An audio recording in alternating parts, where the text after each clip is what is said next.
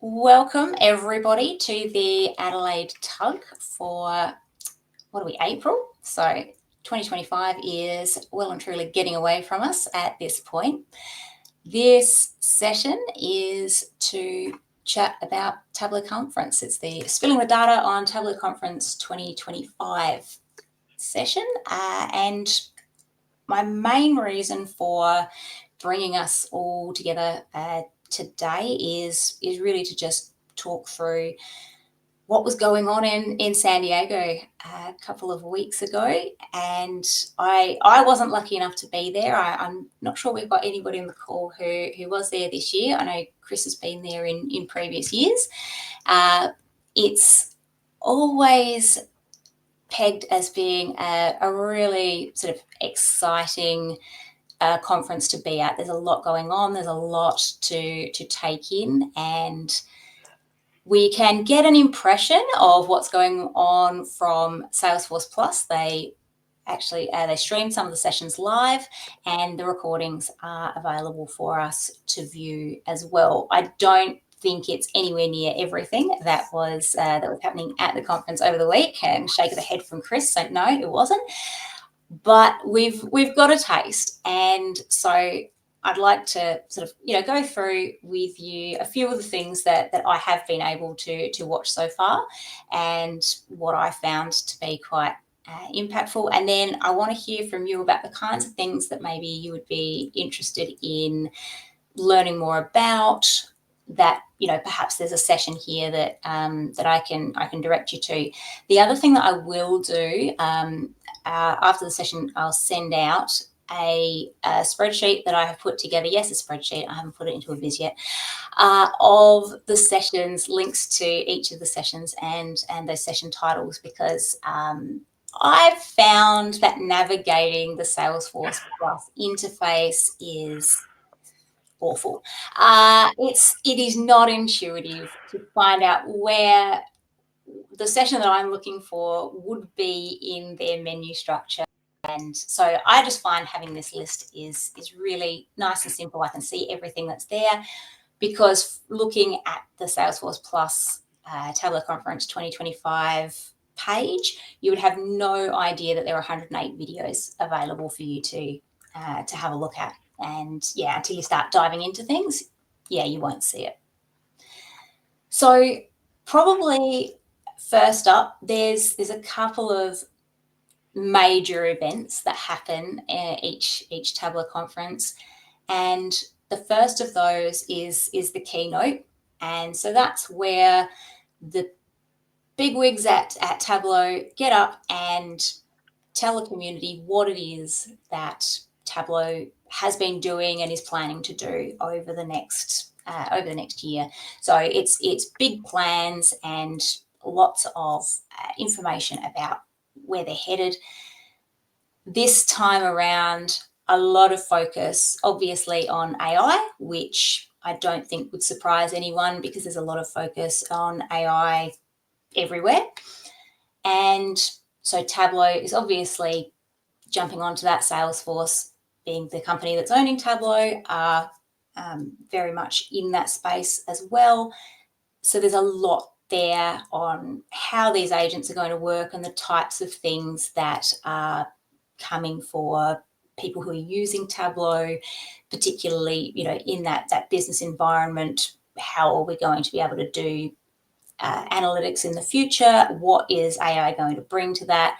And a lot of reassurance that the role of the data analyst isn't going anywhere. So there's a lot there. There's some really cool, exciting things to sort of dig into there. I wouldn't say that the assurances of that job security and the analytics space was. I wouldn't say I was entirely convinced about from those statements that were being made during the keynote, but there's certainly a lot of information there for you to dive into if you want to have a look at the keynote. Devs on Stage is another event that happens every Tableau conference, and it's what it says on the label. You get the developers actually coming out and showing you what it is that they've been working on, and they do a bunch of demos of new features that are probably going to be upcoming in new releases.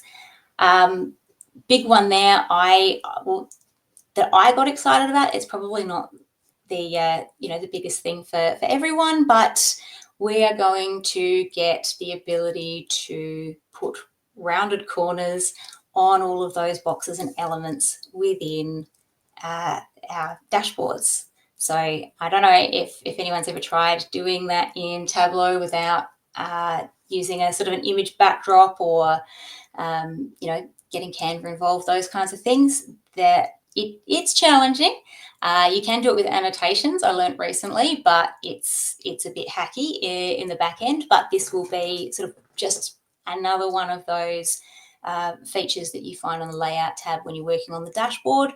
You can, put your borders, you can do fill, you can do your padding on the inside and the outside of any of your elements, and now you'll have that ability to round those corners off to the point where you can actually make the frame circular if you so desire. So I've seen a few hacky ways of doing that over time. I think Chimdy had a dashboard out recently where he created, there was a square map, and then he had a frame over the top of just an image that basically just made part of the map visible, and the rest of it was hidden. So it's one way around it, but it's going to be much easier to do that in future. So that was a big one for me.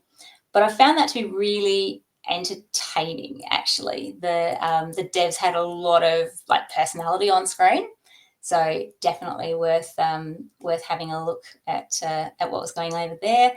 And toward the end, they had a bit of a crowd vote on new features that they might implement that they were taking from the idea exchange, and sort of gives you a bit of an idea about the kinds of things that are being suggested by the Tableau community to the devs, and that they are sort of listening and implementing some of those. And I think it's a good way to promote that idea exchange, get people in there and upvoting the things that are going to be useful for people who are using the tool every day.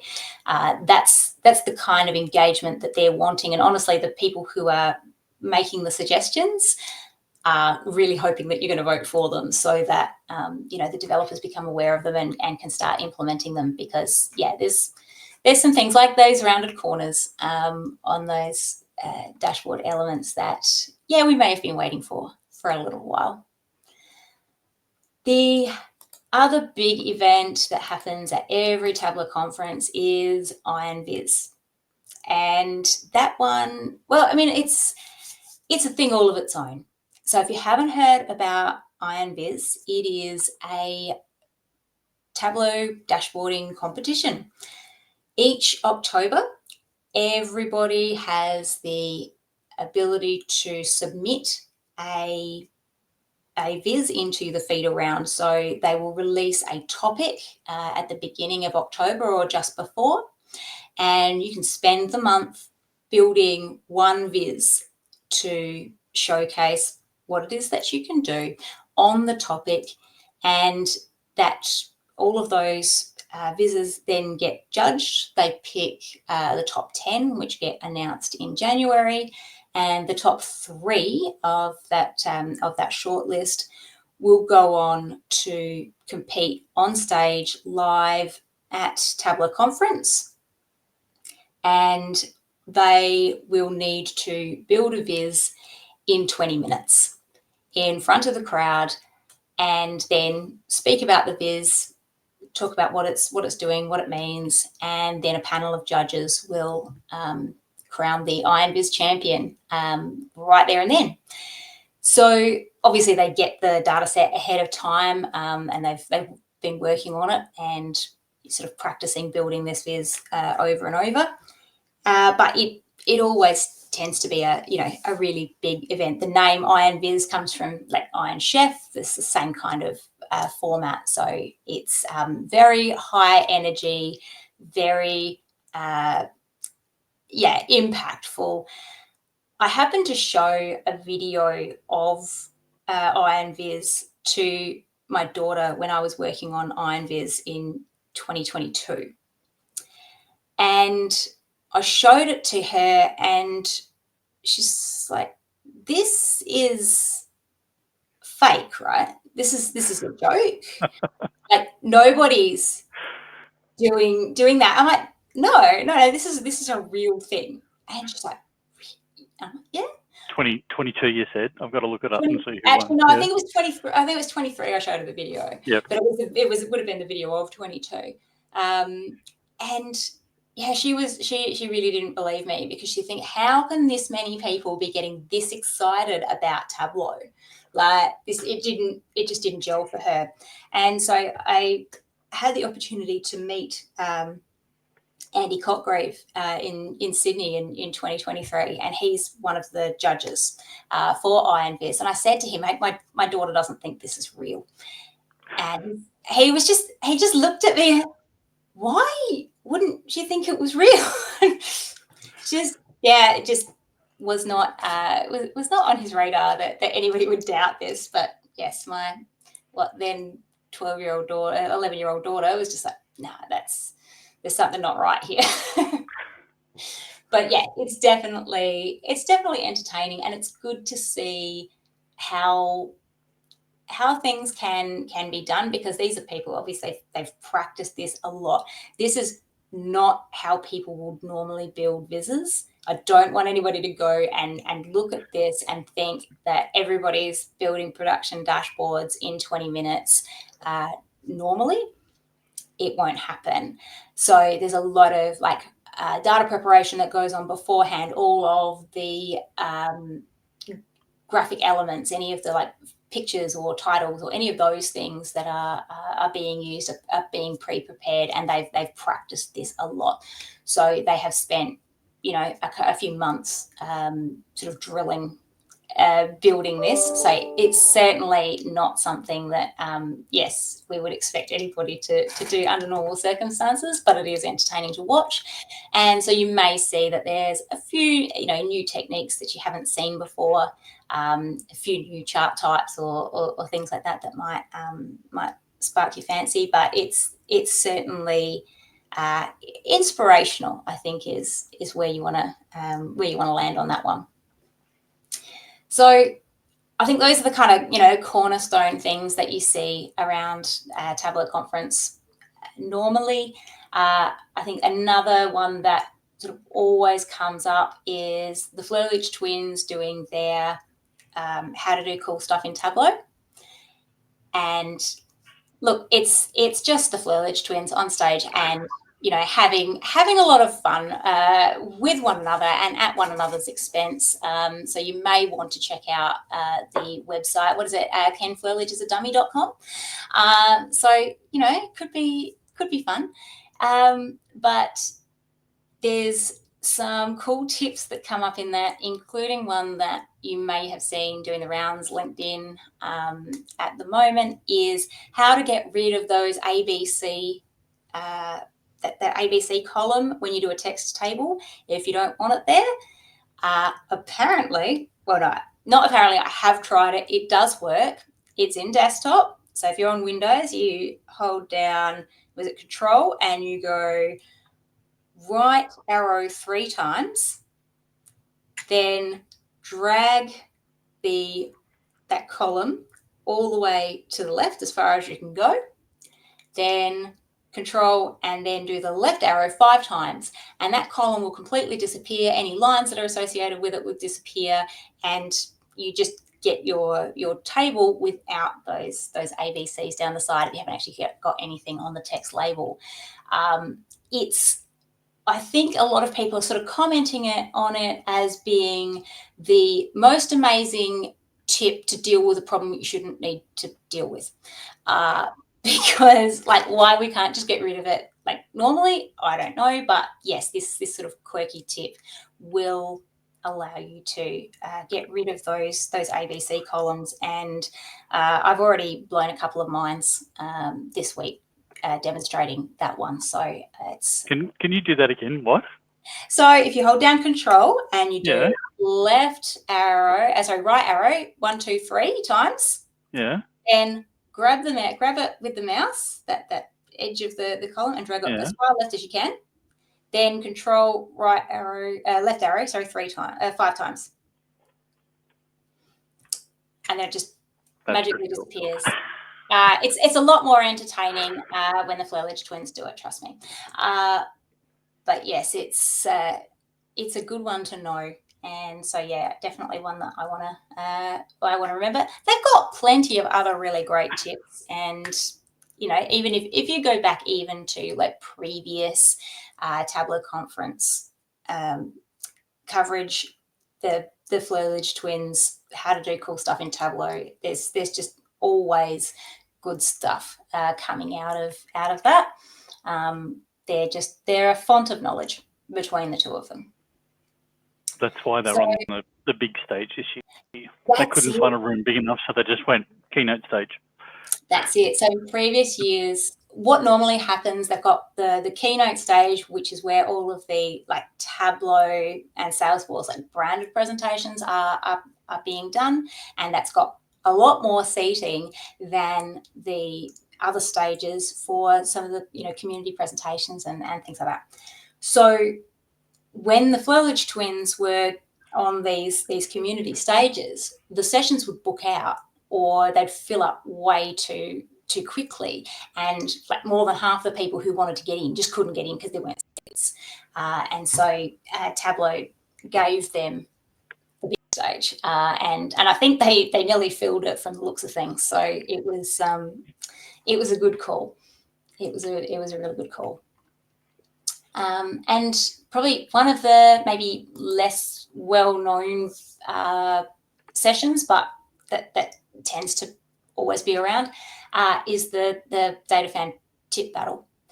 And that's worth having a look at. You have a number of community people, and so some names that you might know from around Tableau Public, or if you're following a lot of the blogs and on the forums and so forth, you might know some of these people.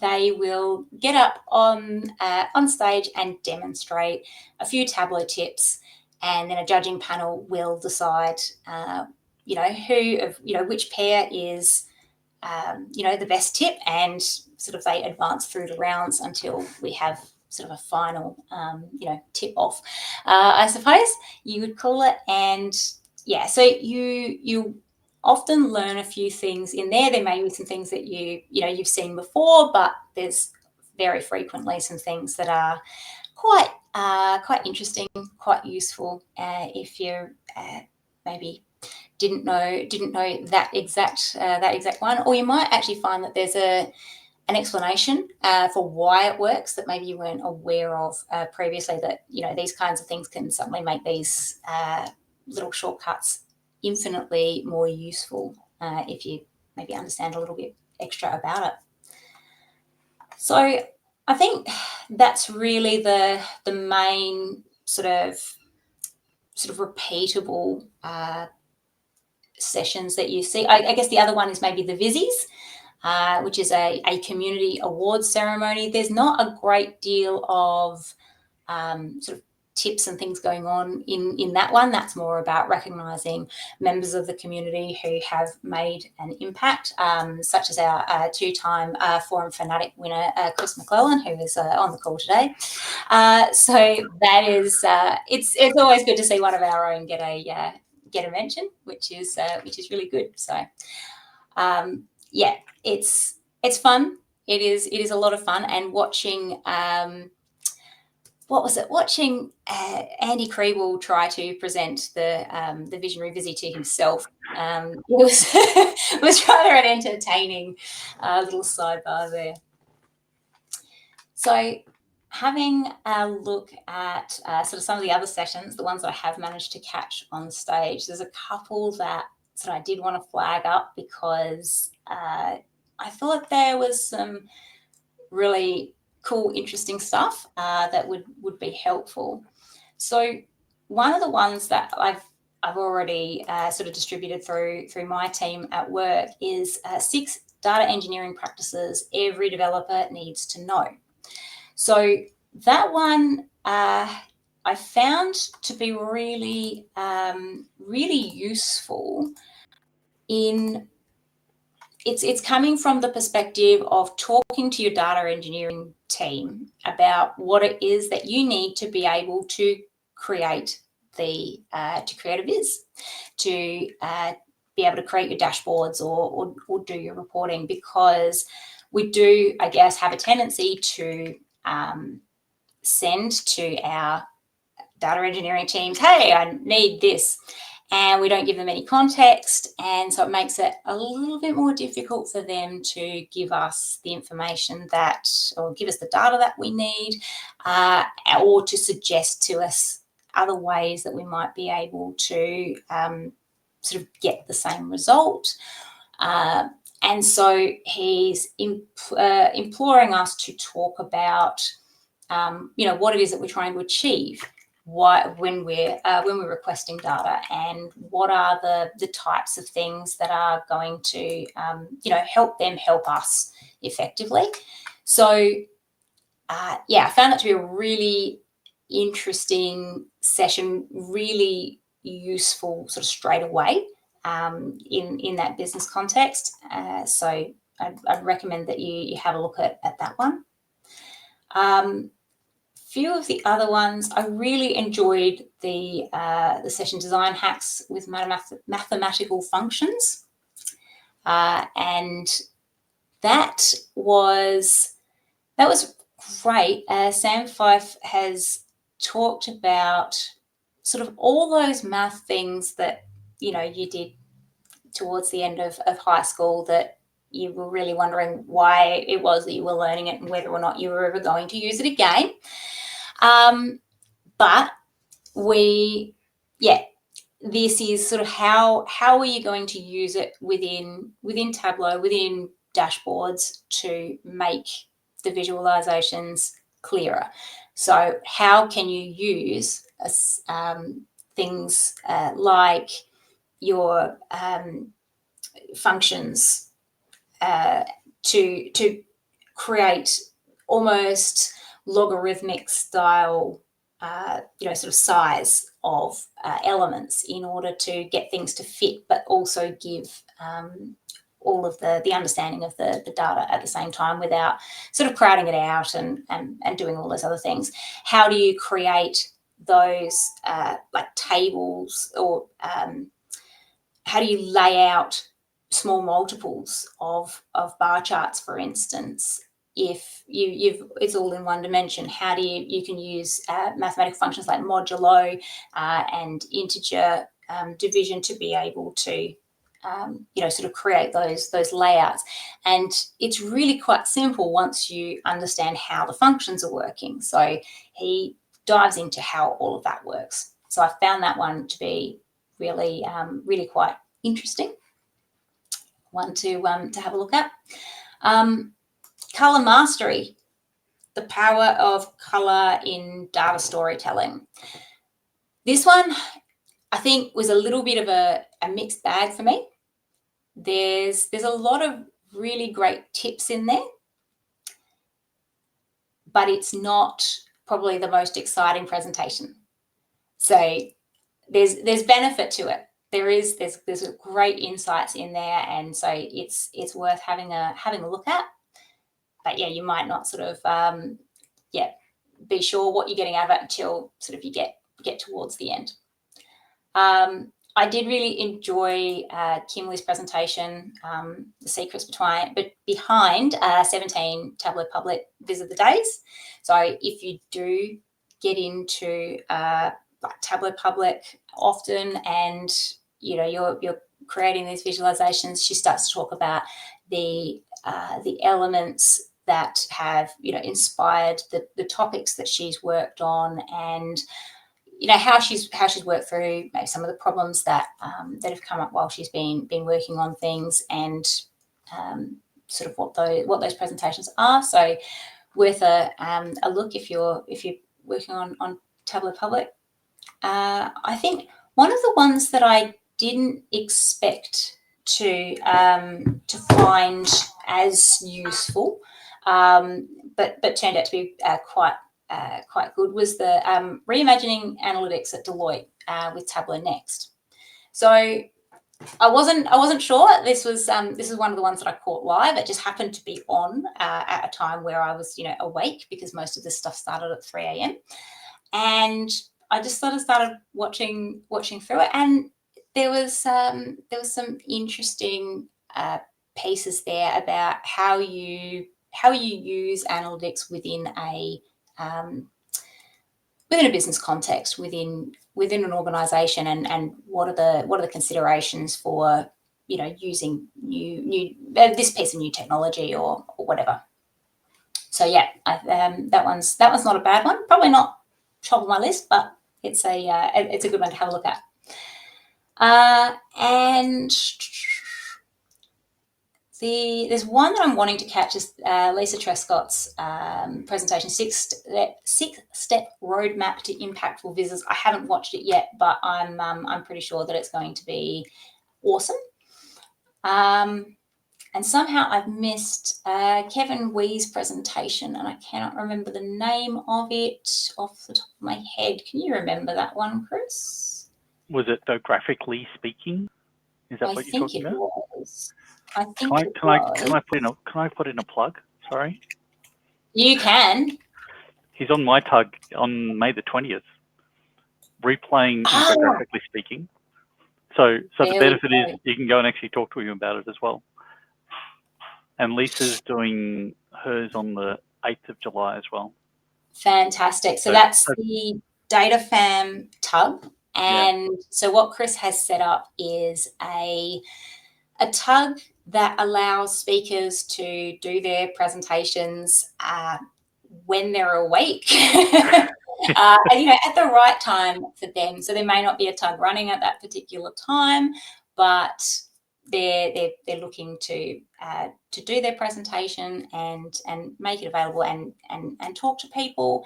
And so these will come up on your if you're following the tug in the user groups, you'll get an email every time one of these is being planned, and so you can sign up for that one. And you can watch them live. You can ask your questions. You can get answers. And look, Kevin Wee his presentations are fantastic. They're really good. Certainly worth having a watch. The one that he presented at TC last year, we still pull out from time to time and have a look about how he is doing buttons and other UI features within Tableau dashboards. So definitely worth a look there. And so yes, as Chris mentioned, his presentation at TC this year was infographically speaking, designing dashboards for impact. But you will be able to catch that one on the DataFam tug. What date might that one be coming up, Chris? Oh, sorry. I went to click off. I went to actually promote someone else's tug. But from memory, what did I say? Kevin was the 20th of May, and Lisa is sometime in July. What I was also going to say is it's not just my tug, the analytics tug as well.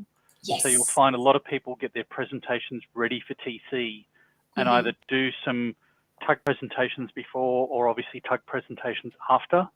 So it's not just you have to be at the conference, is they basically want to shop around their presentations as well, which is really good. And the benefit of a tug is you've then got Q&A at the end. So it's almost like being at TC, where the person comes off the stage and then you can actually talk to them as well. But without the mob and the getting crushed.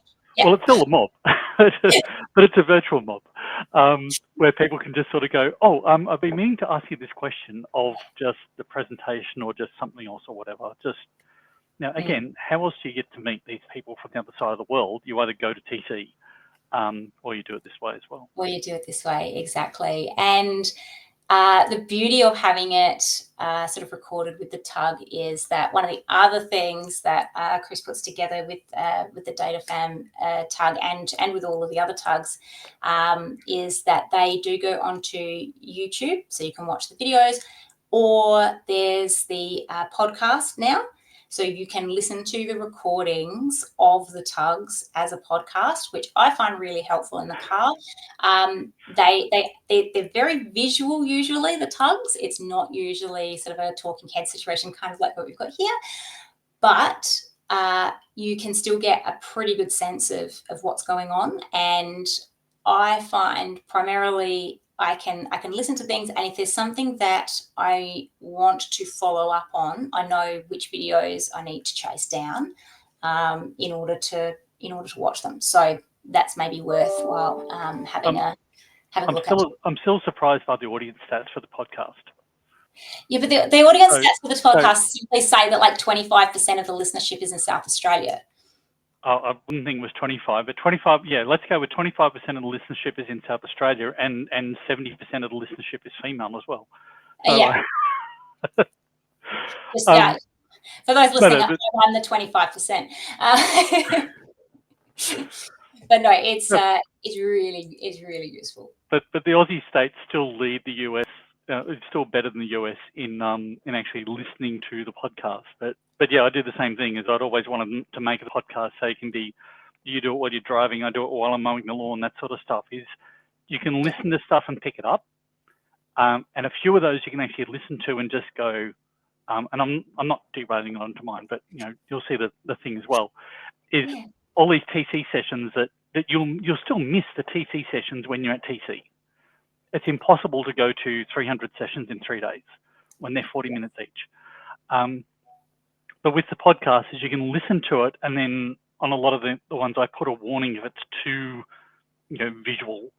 But you can always go, oh, well, I was about halfway through that podcast. I want to see what he did on the screen, and jump on YouTube and go halfway through and just sort of go, I've listened to that bit. I didn't listen to that bit. That's the bit I want to see.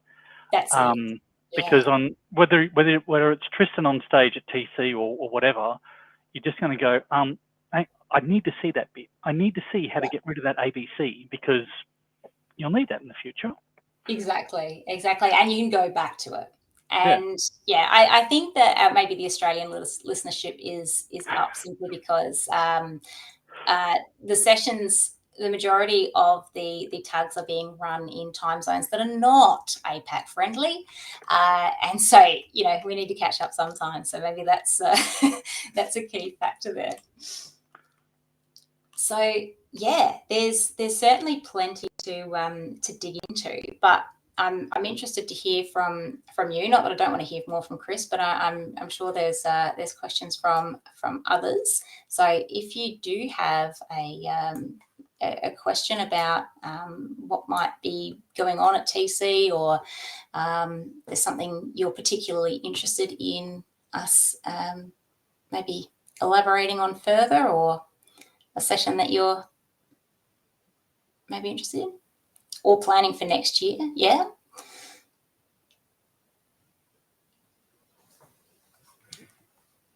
Hello, can you hear me, Heather? I can hear you, Param. How are you? Good. When they introduced that, when they mentioned rounded corners, I was excited. I was definitely excited, but it was just like, wait a minute, that it can't be just that part of the UI.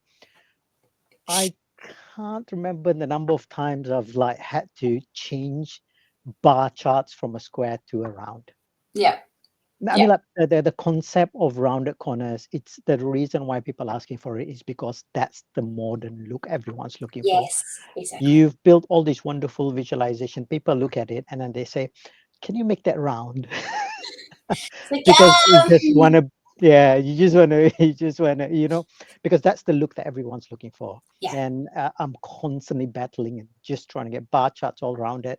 And when I saw rounded corners, all right, let me look into it, and I realized it's not the charts. It's not the charts. No, it's the outside. But you can do rounded bars if you use lines instead of bars. And Yep, so that's right. you have to, there's a bit of finagling usually with measures, like measure values, in order to get sort of a 0 mark as well as your like final mark to create the full line, because you need to have a path for the line to go across. So you need to have 2 points, not just the total value. But it's doable. The thing I don't like about it is that it rounds the 0 as well. So you've got a rounded edge at your 0 point, and I'm not sure how I feel about that. I don't know. I'll get to that one, but yeah, it's just one of those things like, could we just like maybe truncate your axes and you might be okay. But yeah, it's it can get a little bit tricky. So there are options. Yep, definitely. And the other thing that caught my attention was the improvements in the Pulse, especially with the QA. Yeah, because I think that's one of the features I see, and business users are going to use that a bit more, because the introduction of Pulse, giving them the capability of seeing insights generated, but now you introducing capability to interact further and ask further questions. I haven't had any opportunity to test it out yet, so I'm keen to hear if anyone else has any testing of it, and what do they think of the new features or enhancements they've done on that.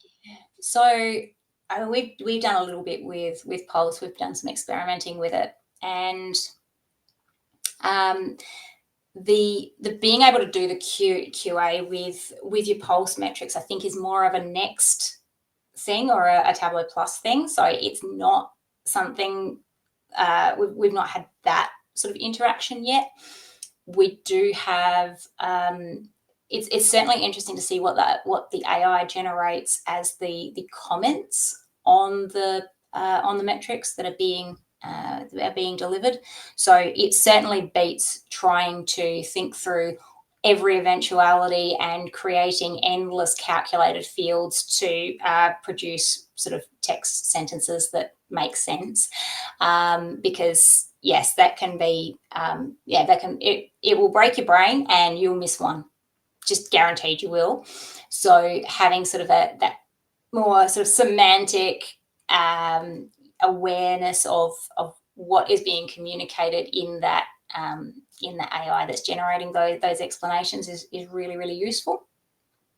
The thing that is bugging me at the moment with it is the fact that the point at which Pulse updates each day is tied to UTC.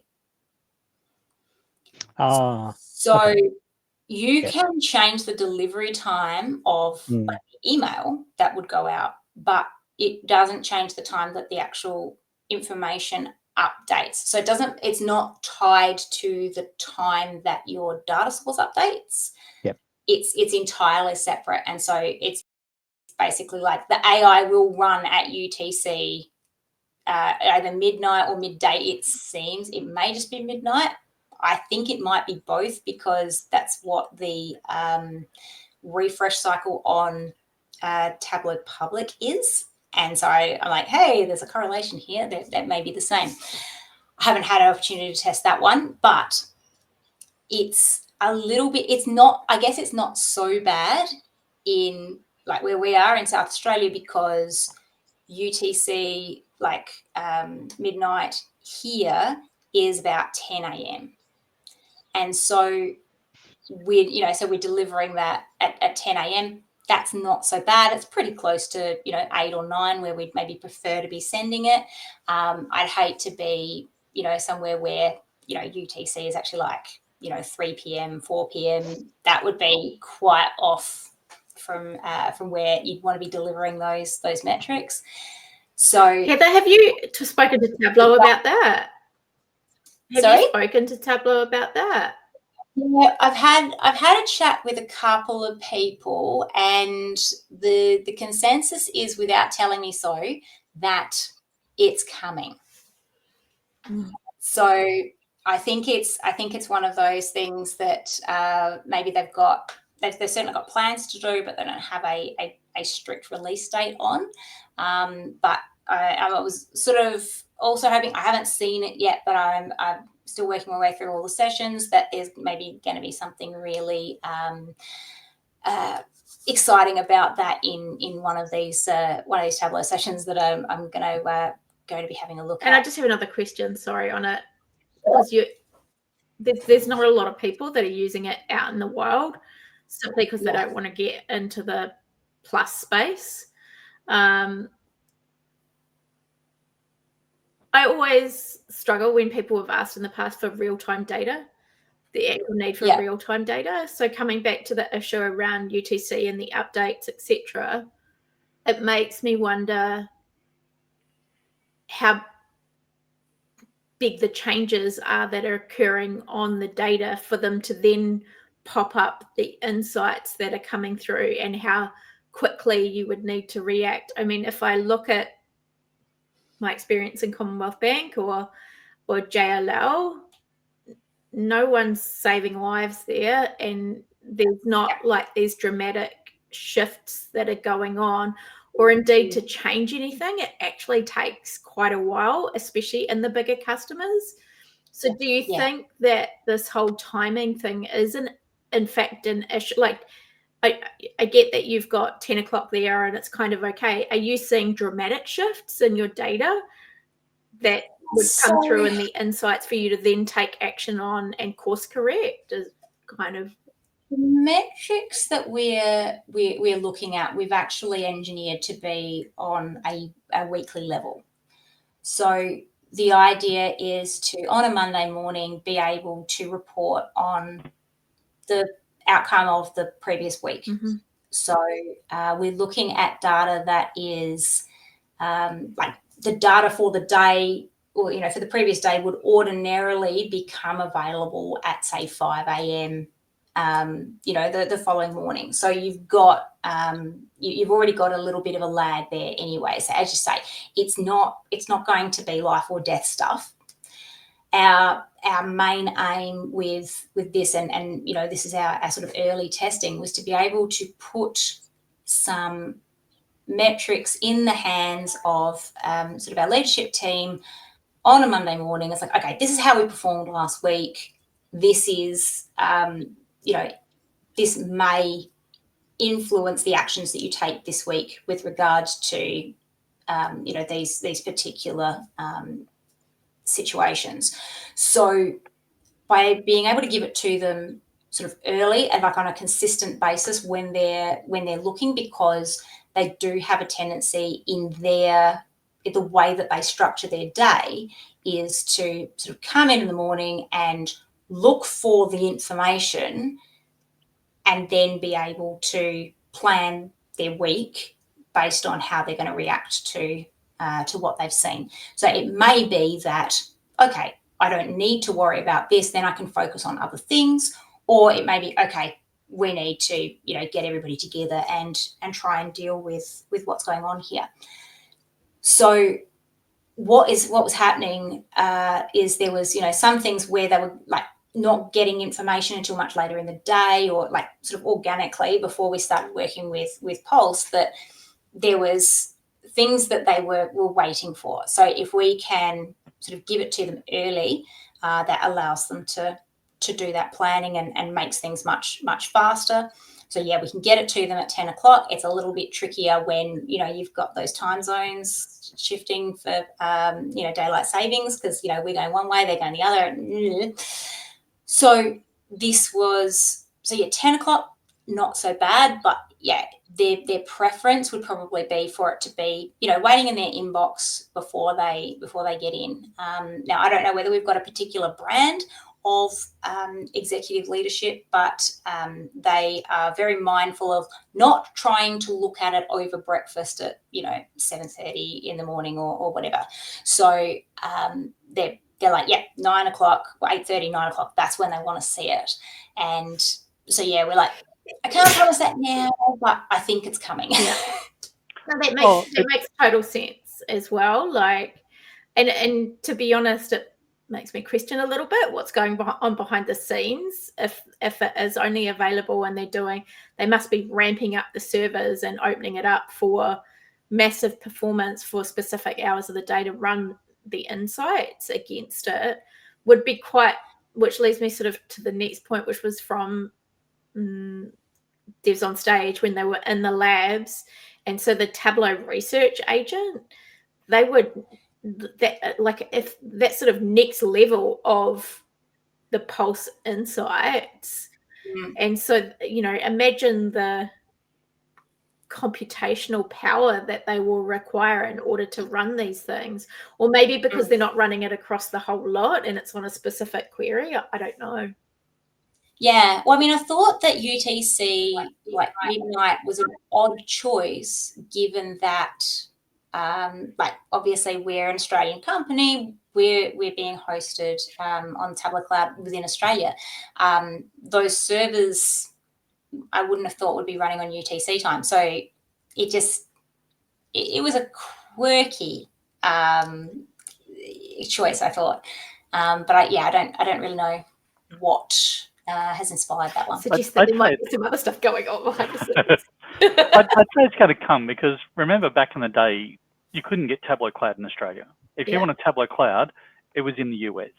Yeah. If you want to set Tableau Cloud to your time zone, exactly what you're saying here, you converted everything to USA PT because you didn't have a choice. Yeah. Once they sort of get enough impact and enough queries and enough people from around the world going, yeah, but I don't live in Pacific time and I want things to work in my time, and they start rolling out servers and rolling out stuff, and even just the ability to choose a time zone, and suddenly I can go in there, and if I want something to work at 3 o'clock in the morning, I choose 3 o'clock in the morning and I don't have to convert it. So yeah, I'm confident it will come. I'm not so surprised that it's not there yet, but it's got to, the more people that use Pulse, the more people that are not American people are going to be saying, guys, it's kind of, for all those people that are GMT plus something, that whole half of the world, you can't be running today on insights from the day before yesterday.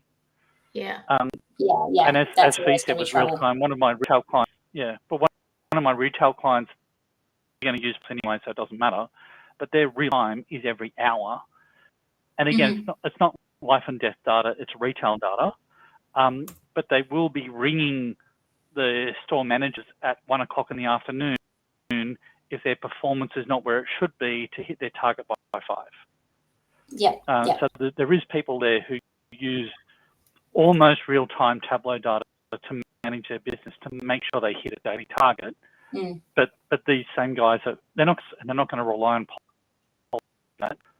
They've already got everything set to actually get hourly data coming through against their daily target, to then ring the individual stores and say, step up, like, sell stuff quicker because you are behind. How do you sell stuff quicker when you got a 4-hour warning that you're missing budget for the day? I don't know, but they still. Well, I imagine they've got that process in place because it works somehow. So I don't know. So I mean, it's what we're finding. I think with Pulse is it's not data visualization. It's not the same as what we normally do with Pulse, but it's answering a question. It's filling a need that sort of exists within the organisation for people to have just this one piece of information, and that gets them what they need in order to go on and do something else. So it's in addition to the other work that's being done. So I think it's not the only thing that's going to be part of the battery. You're going to have all of these tools at your disposal. This is just one of them.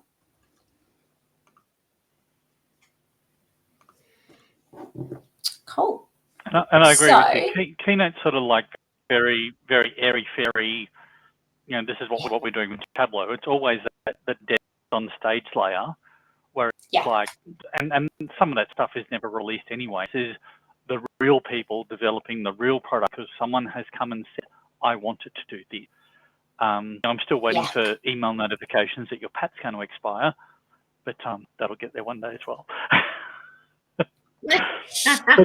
Oh, that would be lovely, wouldn't it? But until then, well, that was after devs on stage 2 years ago. calendar But notifications. I actually spoke to devs when they did that 2 years ago. I just sort of went, this will be what will happen. And they went, oh.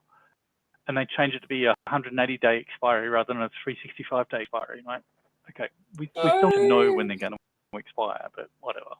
Yes, yes. Well, we still got 365-day expiries on PATs for the API, so like we're all good for now. Let's yep. We won't question it. It's all good. It's fine. So I'm wondering whether we've got any other questions. Yeah, the chat's pretty quiet. I was going to say, is anyone planning to go next year? Oh, that makes everything quiet. What about you, Prem? Are you going to go to TC next year? Sorry, me? Oh, sorry. Prem, you're gonna head to San Diego next year? Nope, definitely not. But I've got one question though. It's slightly different, I think. So Tableau did at one point were trying to, I think so, have feature parity between web edit and desktop. Are they still doing that? Because there's been a couple of times where you just want to go on the web edit, quickly do things rather than having to do it in Tableau desktop. Is Tableau putting any focus on that? They seem to be having more features being available to web edit. It's certainly not parity at this point. There's a couple of features that are on web that I'd really love to see in desktop, such as being able to like control size by actually putting in a percentage and like what size do you want, because that's in we have that in the web edit but not on desktop. So yeah, there's still a few things where you'll switch back and forward between them depending on which is going to be the best for the application. But I think web is getting a few more, but I feel like it's sort of slowed down the number of web updates that we're seeing. Is that a consensus there? Yeah, they're still saying parity. That's a bit of a shame. Yeah. So they're aiming for parity, but there'll still be desktop features that aren't in web and web features that aren't in desktop. And I think there's still going to be two products forever because you just can't do it. And especially on desktop, they're trying to do Windows things and Mac things at the same time and then do web stuff which mirrors three of them.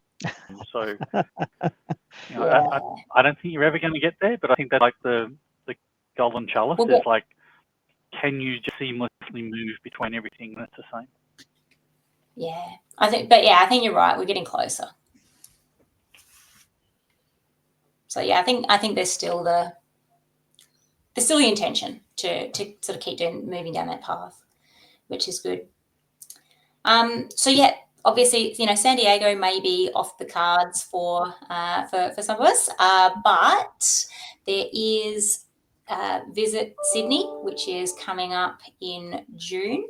So if you can potentially get to Sydney for that conference, while you will need to pay your flights and so forth, the entry into the actual event is free of charge. It's a 2-day conference, and help me out here, guys. It's the 3rd to the 5th of June. Is that right? Oh, I thought it was it's only 2 days. And the 3rd. 3rd and 4th. 3rd and 4th. There you go. It's right, because I know I got to get there on the Monday. So it's a Tuesday, the 3rd, Wednesday, the 4th. Yes. But hey, come for the whole week if you want to.